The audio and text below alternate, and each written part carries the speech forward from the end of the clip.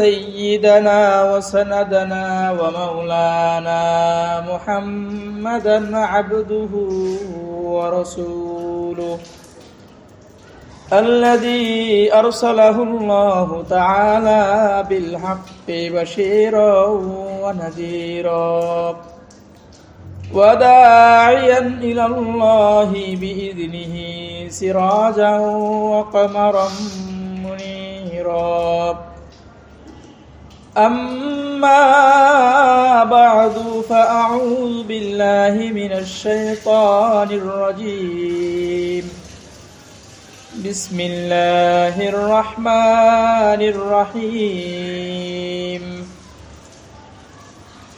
قل إن كنتم تحبون الله فاتبعوني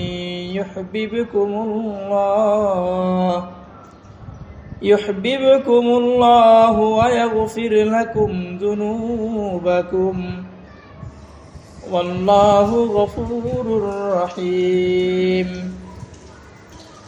وقال رسول الله صلى الله عليه وسلم لا يؤمن أحدكم حتى أكون أحب إليه من والده وولده والناس أجمعين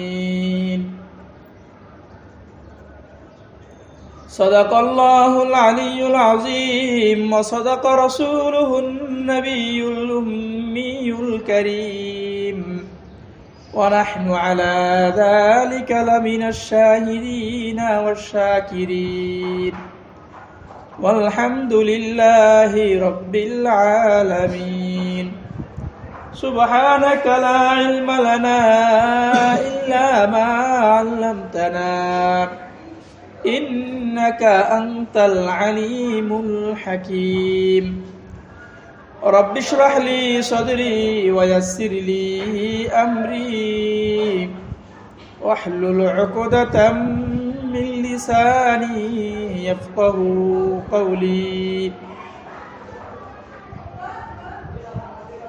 الحمد لله মহান রব্বুল আলামিনের আলিশান দরবারে সবাই শুকরিয়া আদায় করি যে মহান রব্বুল আলামিন আমাদেরকে বর্তমান এই সময় পর্যন্ত হায়াতে জিন্দেগিতে বাঁচিয়ে রেখেছেন। মহান আল্লাহ রাব্বুল আলামিন এই সময় পর্যন্ত আমাদের সুস্থতার সাথে সার্বক্ষণিকভাবে আল্লাহ তাআলার নেয়ামতের মধ্যে থেকে জীবন যাপন করার মতো তৌফিক দিয়েছেন। সেই মহান রব্বুল আলামিনের আলিশান দরবারে একবার জোরে সোরে বলি আলহামদুলিল্লাহ।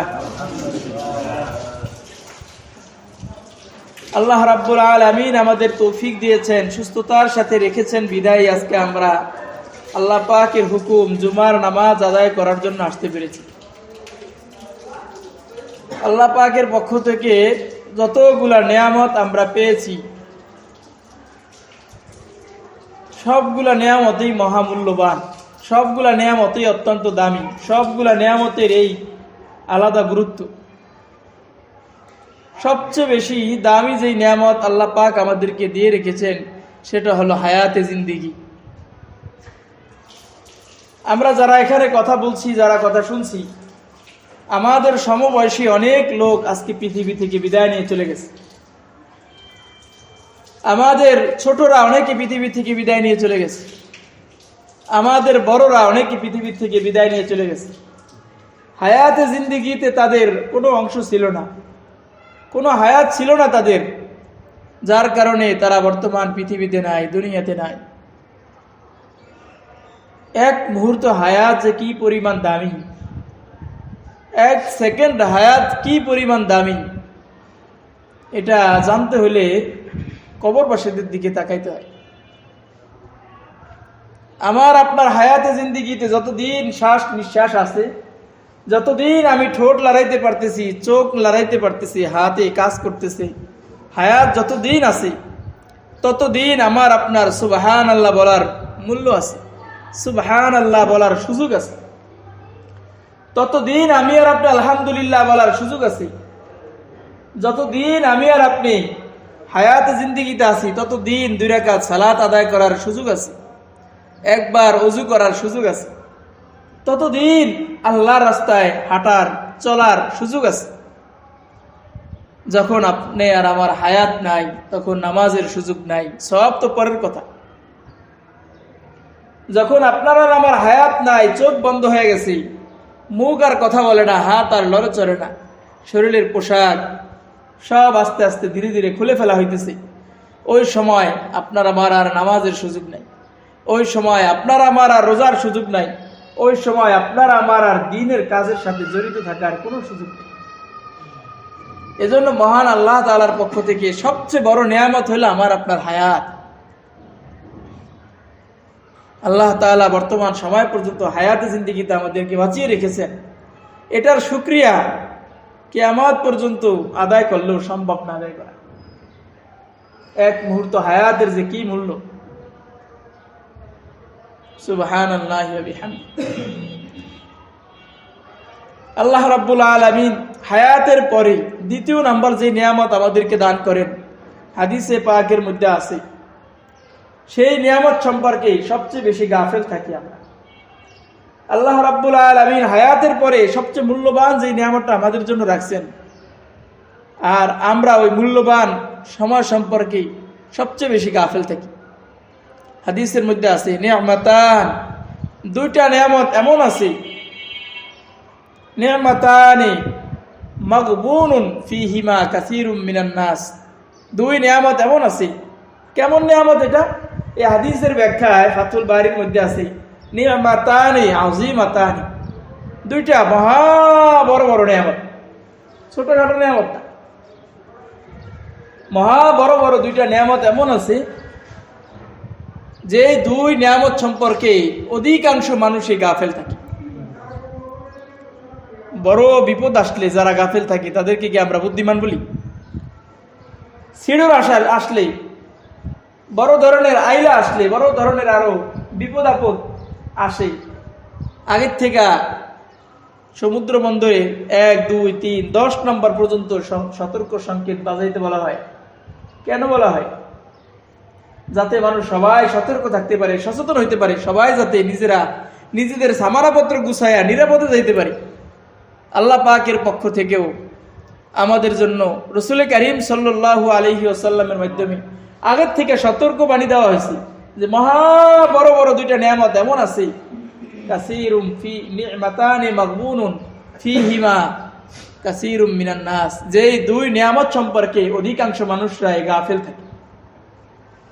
হায়াতের পরে সবচেয়ে বড় বড় 2 নিয়ামত কি? এক নিয়ামত হইল আসিহাতু ওয়াল ফারাগ, সুস্থতা। সুস্থতা যে কি পরিমাণ নিয়ামত, সুবহানাল্লাহি ওয়া বিহামদিহি। এক কবি বলছেন, জালালউদ্দিন রুমি, বিখ্যাত দার্শনিক, উনি বলছেন যে মানুষের কি আসলে সমষ্টিটা কি? মানুষের সমষ্টি হইল খালি গায়ে দুনিয়াতে আসে, এক টুকরা কাফনের জন্য সারা জিন্দেগি ভর মেহনত করে, খালি গায়ে এক টুকরা, একটা কাফনের 3 টুকরা কাফন পেঁচাইয়া আবার কবরের পথে যাত্রা দেয়। এই হলো মানুষ, এর বাইরে মানুষের কোনো কিছু নাই, খালি গায়ে দুনিয়াতে আসছে। দীর্ঘ জিন্দেগি দুনিয়াতে যত চেষ্টা ফিকির করলাম, কিসের জন্য? একটা বিল্ডিং কবরে নিয়ে যেতে পারবো? 1 কাঠা জমি কবরে নিয়ে যাওয়া সম্ভব? 500 টাকার নোট একটা কবরে নিয়ে যেতে পারবো? তাহলে এগুলোর জন্য মেহনত করলাম। আমার সাথে কবরে যাইতেছে হইলো 1 টুকরা কাফনের কাপড়, 3 টুকরা কাফনের কাপড় কবরে নিয়া, এরপর দুনিয়ার সফর আমার শেষ হইতেছে। তো জালালউদ্দিন রুমি, বিখ্যাত দার্শনিক, বুজুর্গ মানুষ, উনি বললেন যে মানুষের সমষ্টি হইল খালি গায়ে দুনিয়াতে আসছে, 3 টুকরা কাফনের জন্য, কাফনের কাপড়ের জন্য সারা জিন্দেগি ভর মেহনত কইরা 3 টুকরা কাফনের কাপড় পেঁচে আবার দুনিয়া থেকে বিদায় নিতেছে।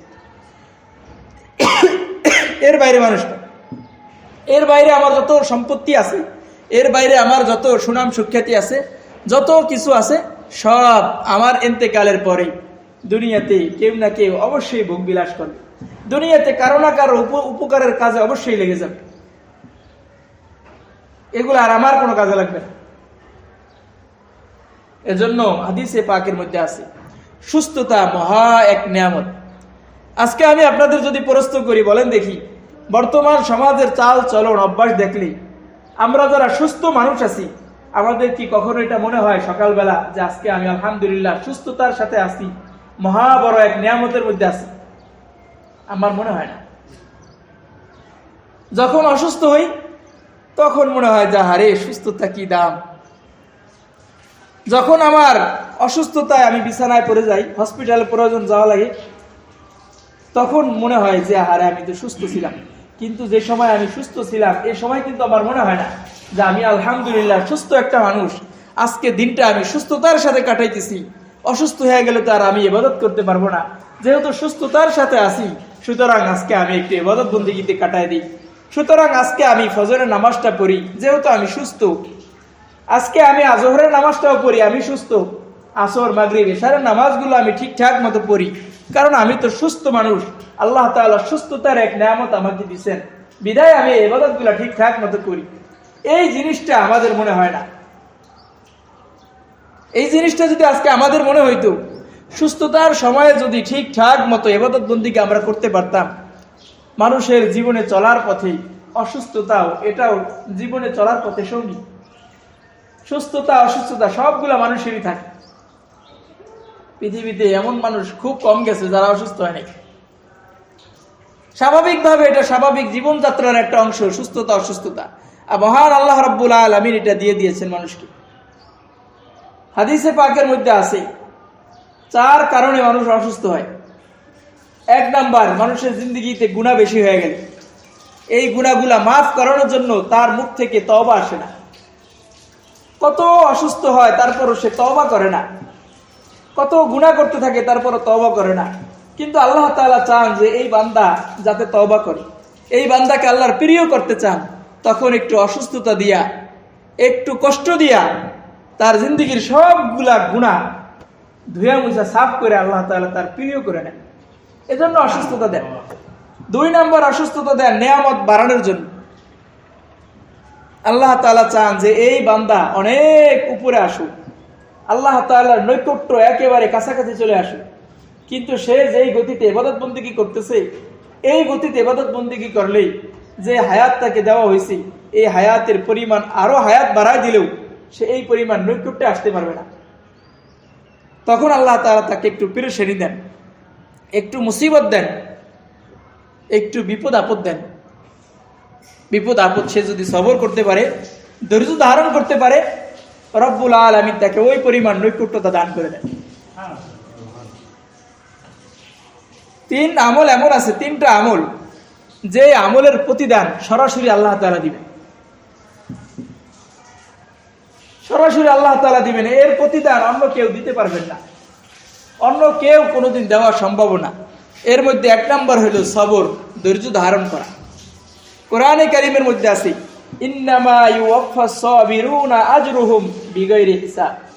ইন্নামা, নিশ্চয়, ইউওয়াফাস সাবিরুন, যারা ধৈর্য ধরে, যারা ধৈর্যশীল, তাদের পুরোপুরি দেওয়া হবে আজরুহুম, তাদের ধৈর্যের প্রতিদান, বিগাইরি হিসাব, হিসাব ছাড়া দেওয়া হবে।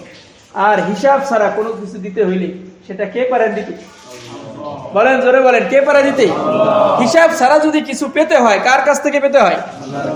নিয়ামতের হিসাব নাই, অঢেল নিয়ামত, অসীম নিয়ামত, হিসাব ছাড়া নিয়ামত যিনি আমাদেরকে দান করছেন তিনি কে? আল্লাহ। এজন্য আল্লাহ বললেন, বান্দা যদি ধৈর্য ধারণ করতে পারি, কোন মুসিবতে যদি ধৈর্য ধারণ করতে পারি, এর প্রতিদান হিসাব ছাড়া আমার থেকে সে দিতে পারে। এটা রব্বুল আলামিন দিয়ে দেন। 2 নাম্বার যে আমলের নিয়ামত আল্লাহ তাআলা দেন। 1 নাম্বার কি বললাম? সবর করা, ধৈর্য ধারণ করা। কি বললাম বলেন? সবর করা, ধৈর্য ধারণ করা, এটার প্রতিদান আল্লাহ রাব্বুল আলামিন দান করেন। 2 নাম্বার যে আমলের প্রতিদান সরাসরি আল্লাহ তাআলা দান করেন, সেটা হলো অন্যকে মাফ করা, ক্ষমা করা। আল আফু, অন্যকে মাফ করা। রব্বুল আলামিন যখন দেখেন যে আল্লাহ তাআলার এক বান্দা অপর বান্দাকে মাফ করে দিয়েছে, তখন আল্লাহ তাআলা এই মাফ যে ব্যক্তি করে দিলেন তার জিন্দেগীর সবগুলা গুনাহ মাফ করে দেন। তাফসীর ইবনে কাসিরের মধ্যে ফামান আফা ওয়া আসলাহা ফাআজরুহু আলাল্লাহ, এই আয়াতের তাফসিরের মধ্যে, তাফসির ইবনে কাসিরের মধ্যে আল্লামা ইবনে কাসির রহমাতুল্লাহ আলাইহি লেখেন যে রব্বুল আলামিন যখন দেখেন তার সীমিত ক্ষমতার অধিকারী এক বান্দা আরেকজন বান্দাকে মাফ করে দিয়েছে, তখন রব্বুল আলামিনের অসীম ক্ষমার ভিতরে রহমতের ঢেউ উঠে যায়। যে আমার বান্দার ক্ষমতাই অল্প, তারপর সে যখন মাফ করে দিল, আমার ক্ষমতা তো অঢেল, আমার ক্ষমতা তো অসীম, আমার ক্ষমতার তো কোনো হিসাব নাই, তো আমি আমার এই সীমিত বান্দার, সীমিত ক্ষমতার অধিকারী বান্দাকে মাফ করে দিই। এজন্য কেউ যদি অন্যকে ক্ষমা করতে শিখে, তাহলে তার প্রতিদান একমাত্র আল্লাহ তাআলা দান করে। কোরআনে কারীমের মধ্যে আছে ফামান আফা ওয়া আসলাহা ফাআজরুহু আলাল্লাহ, যে অন্যকে ক্ষমা করে, নিজের পক্ষ থেকে আর সন্ধি চুক্তি পেশ করে, দ্বন্দ্ব লাগছে, দুইজনেই দুই দিকে হাঁটা শুরু করছে, এবার নিজেকে ছোট করে নিজে গিয়া সন্ধি পেশ করছে যে ভাই ভুল তারই হয়েছে, তারপরও নিজে গিয়া নিজেকে পেশ করে যে ভাই মনে হয় ভুলটা আমারই হয়েছে, আপনি আমাকে ক্ষমা করে দেন, অথবা আপনাকে আমি ক্ষমা করে দিলাম। এই সন্ধি চুক্তিটা যে পেশ করে, সাথে সাথে সে রব্বুল আলামিনের কাছে প্রতিদান প্রাপ্তির তালিকায় নাম উঠে যায়। হযরত আলীউল মুরতাজা রাদিয়াল্লাহু তাআলা আনহু, সুবহানাল্লাহি ওয়া বিহামদি, যুদ্ধের ময়দানে একজন কাফেরের উপরে তরবারি নিয়ে একেবারে কাফেরের বুকে তরবারি ঠেকাইয়া কোপ দিবে, যে মুহূর্তে কঠিন পরিস্থিতি, নিজেকে সংবরণ করা কাফেরদেরকে সামনে পাইনি, তারিখের কিতাবের মধ্যে লেখে, ইতিহাসের কিতাবের মধ্যে লেখে, নিচের থেকে কাফের হযরত আলীউল মুরতাজা রাদিয়াল্লাহু তাআলা আনহু চেহারার মধ্যে একটু থুতু নিক্ষেপ করছে, সাথে সাথে হযরত আলী রাদিয়াল্লাহু তাআলা আনহু একেবারে পানি হয়ে তাকে ছেড়ে দিছে। ঘটনা বলার উদ্দেশ্য, ওই কঠিন পরিস্থিতিতে যে সময় একজন কাফেরকে তরবারির নিচে একজন কাফেরের অবস্থান, এরপরে আবার যখন থুতু নিক্ষেপ করছি, আমি আর আপনি হইলে আমার আপনার অবস্থানটা কি হইত? আমার আপনার অবস্থান হইতো যত দ্রুত পারি তাকে খতম করে দেওয়া, যত দ্রুত পারি তাকে শেষ করে দেওয়া। হযরত আলীউল মুরতাজা রাদিয়াল্লাহু তাআলা আনহুকে পরবর্তীতে এই লোক মুসলমান হওয়ার পরে জিজ্ঞেস করছে, আলী, আমাকে তো এত কঠিন পরিস্থিতিতে তুমি একদিন পেয়েছিলা, সেদিন তুমি আমাকে ছেড়ে দিছিলা, কারণ কি? ওই অবস্থায় তো আমি হইলে তোমাকে ছাড়তাম না। হযরত আলী রাদিয়াল্লাহু তাআলা আনহু বললেন যে আমি তোমাকে তরবারির নিচে শোয়েছিলাম, তরবারির নিচে এনেছিলাম নিহত করার জন্য, হত্যা করার জন্য, সেটা ছিল একমাত্র আল্লাহর সন্তুষ্টির জন্য। আর তুমি যখন আমার মুখের উপর থুতু নিক্ষেপ করছো, তখন যদি আমি তোমাকে হত্যা করতাম, এটা হইতে পারতো যে আমার রাগ এবং গুসার কারণে, যে আমার চেহারায় তুমি থুতি মারছো, এজন্য তোমাকে হত্যা করছি। কাল কিয়ামতের ময়দানে রব্বুল আলামিনের দরবারে একজন হত্যাকারী হিসাবে আসামির কারাগারে আমাকে দাঁড়াইতে হইতে পারত। এজন্য আমি আমার রাগকে মাটি কইরা তোমাকে ক্ষমা কইরা আমি তোমাকে ছেড়ে দিছি। ফামান আফা ওয়া আজরুহু ফামান আফা ওয়া আসলাহা ফাআজরুহু আলাল্লাহ, যে অন্যকে ক্ষমা করে এবং নিজের পক্ষ থেকে ছোট হয়, ফাআজরুহু আলাল্লাহ।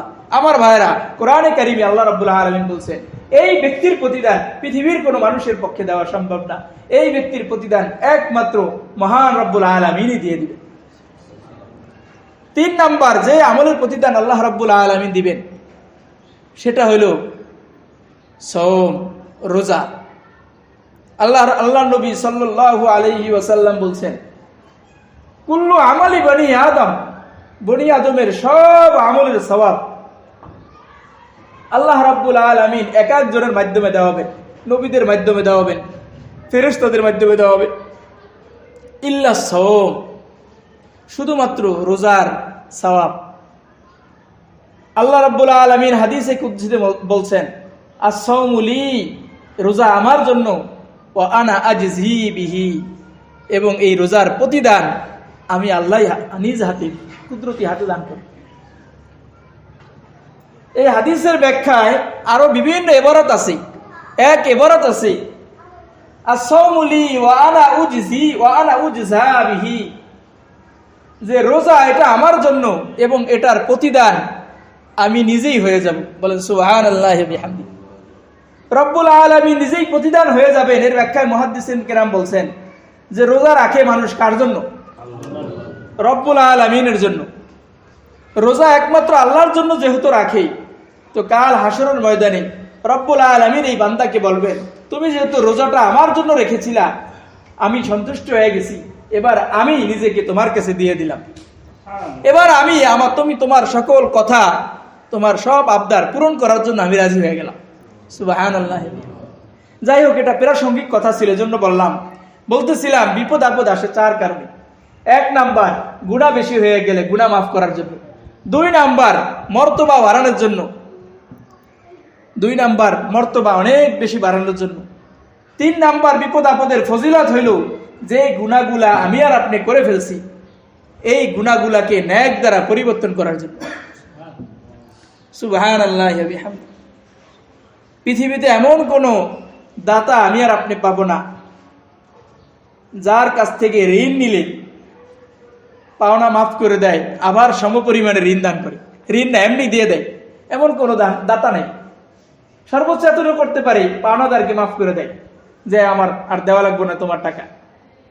কিন্তু টাকা মাফ করে আবার ওই পরিমাণ টাকা আবার দেয় যে এটাও নিয়ে যাও তুমি। এটা কেউ করে না।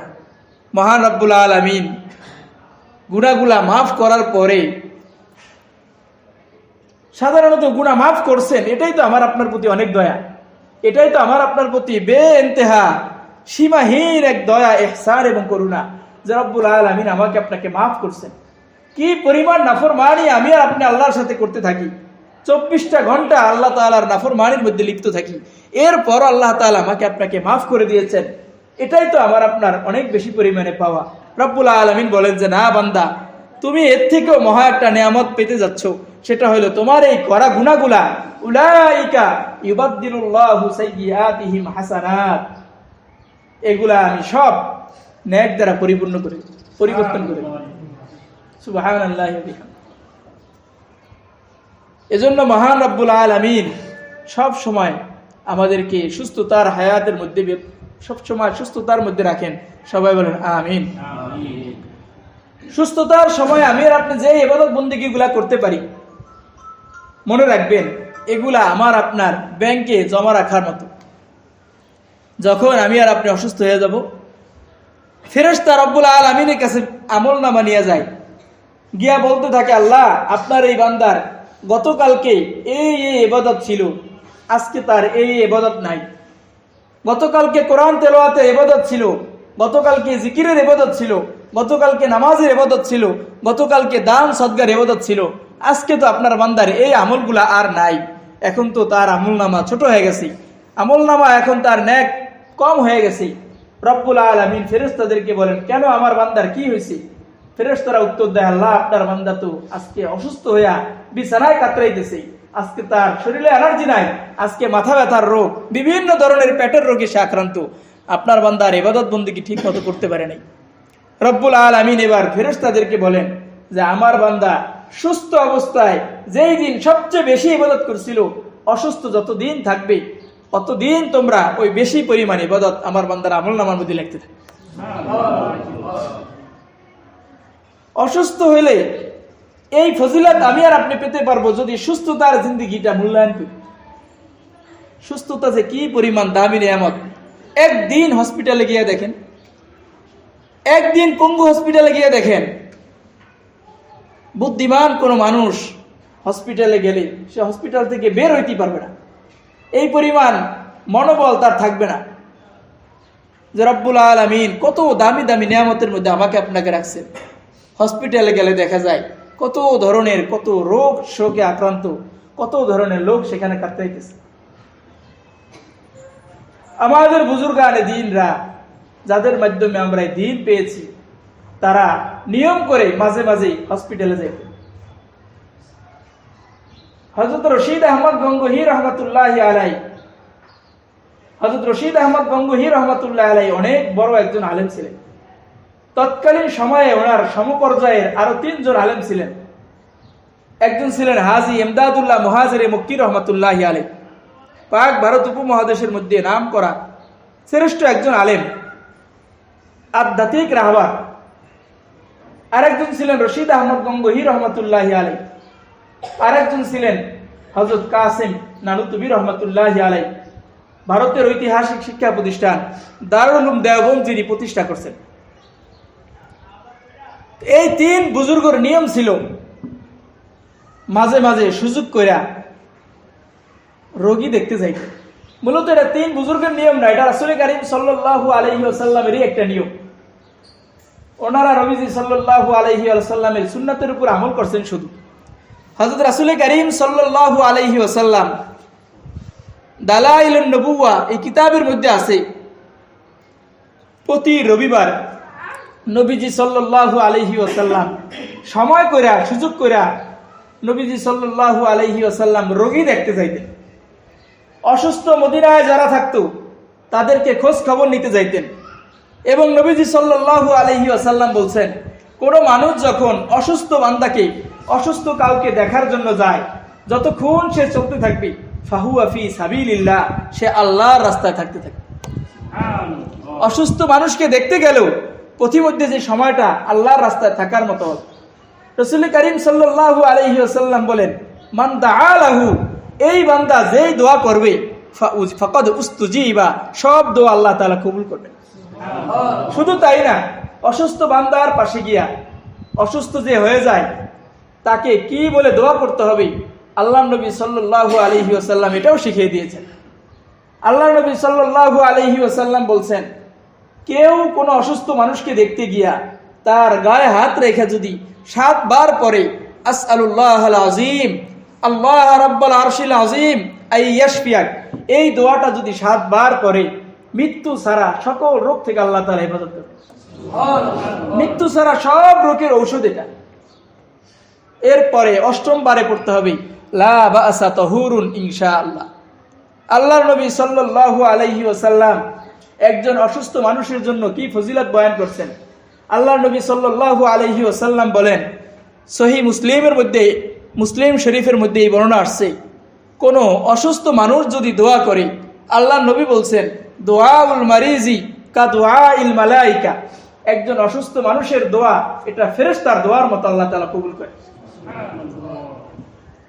সুতরাং এই অসুস্থতা এটাও নেয়ামত, এটাও নেয়ামত।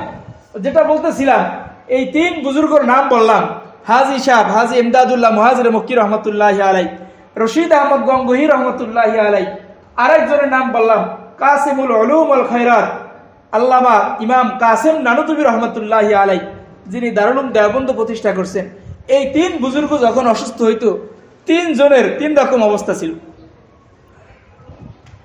কাসিম নানুতুবি রহমতুল্লাহি আলাইহি অসুস্থ হইলে যত বেশি পরিমাণ অসুস্থ হইতেন, কোনো ডাক্তারের কাছে যাইতেন না, ওষুধও খাইতেন না, যত দূর পারতেন কষ্ট করে ইবাদত বন্দেগী করতে থাকতেন। রশিদ আহমদ গঙ্গোহী রহমতুল্লাহি আলাইহি সামান্য পরিমাণ মাথা ব্যথা হইলেও, অনেক কম অসুস্থ হইলেও একেবারে ভেঙে যেতেন, একেবারে মন মানসিক অবস্থা খুব নরমাল হয়ে যেত, কান্নাকাটি শুরু করতেন, হাউমাউ করে কাঁদতে থাকতেন আর দোয়া করতে থাকতেন। আরেকজন হাজী ইমদাদুল্লাহ মুহাজির মক্কি রহমতুল্লাহি আলাইহি, উনি যখন অসুস্থ হইতেন উনি স্বাভাবিক ওষুধ খাইতেন, চিকিৎসা নিতেন, আবার সুস্থ হইতেন, ইবাদত বন্দেগী করতেন। তো হাফেজ জামিন শহীদ রহমতুল্লাহি আলাইহি, উনি বালাকোটের ময়দানে শহীদ হয়েছেন ইংরেজদের বিরুদ্ধে সরাসরি যুদ্ধে লিপ্ত হইয়া। হাফেজ জামিন শহীদ রহমতুল্লাহি আলাইহি, আমরা ওনার কবর জিয়ারত করেছি, আল্লাহ তাআলা জিয়ারত করার তৌফিক দিয়েছেন। হাফেজ জামিন শহীদ রহমতুল্লাহি আলাইহির একটা ওয়াকিয়া, একটা ঘটনা আমাদের উস্তাদ মুফতি আব্দুর রহমান সাহেব ওনার থেকে আমরা শুনছি। হাফেজ জামিন শহীদ রহমতুল্লাহি আলাইহির কবরটা হইল থানা ভবন, হাজী থানা ভবন আশরাফ আলী থানভী রহমতুল্লাহ কবর থেকে একটু দূরে। তো তৎকালীন সময় এক লোক ওইখানে কবর জিয়ারত করার জন্য গেছে। তো কবর সাধারণত আমরা জিয়ারত করলে কি বলে সালাম দিই?